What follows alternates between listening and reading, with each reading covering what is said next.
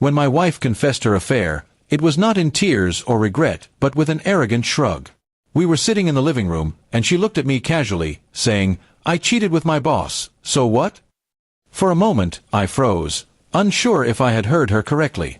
The nonchalance in her voice hit me harder than the confession itself. She didn't flinch, didn't apologize, and didn't even try to soften the blow. She simply leaned back, as if daring me to react.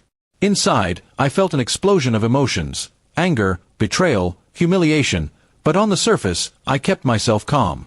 I didn't shout or demand answers. I just stared at her, letting her words settle like a knife in my chest.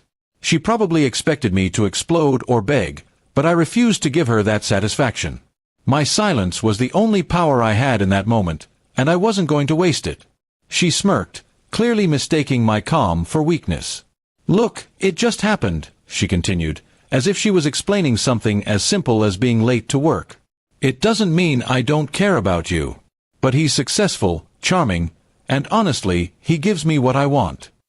Each word chipped away at the life I thought we had built together. Memories of late nights, sacrifices, and the years I devoted to making our marriage work flooded my mind.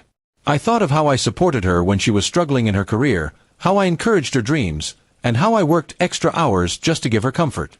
All of that now seemed worthless in her eyes compared to the shallow thrill of an affair with her boss. Still, I stayed silent. I watched her carefully, observing every smug expression, every careless gesture.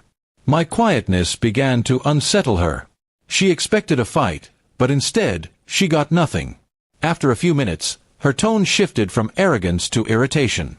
"Why aren't you saying anything? Don't you care?" she snapped. I cared more than she could ever know, but I had already decided I would not waste my words on her. She had crossed a line that couldn't be erased. I knew, at that moment, our marriage was over. What she didn't know was that I wasn't just going to walk away quietly. If she wanted to be so casual about destroying our vows, I would be just as calm about dismantling everything she thought she had gained.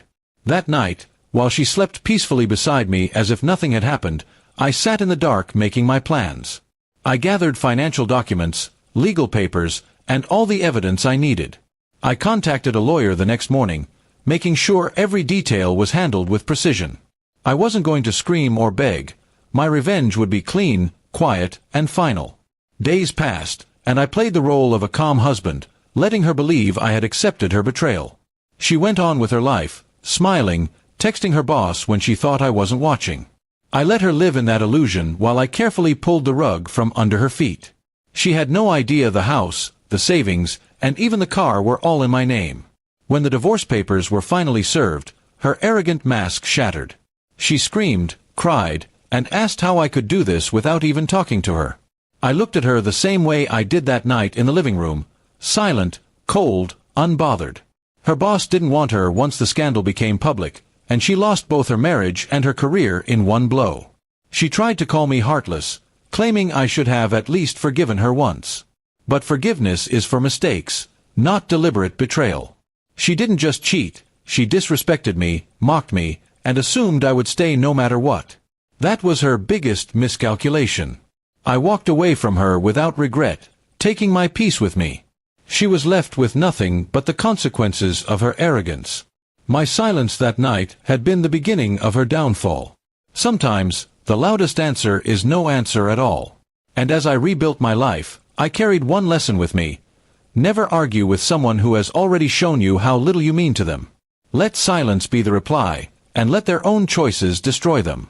That was the justice my wife never saw coming.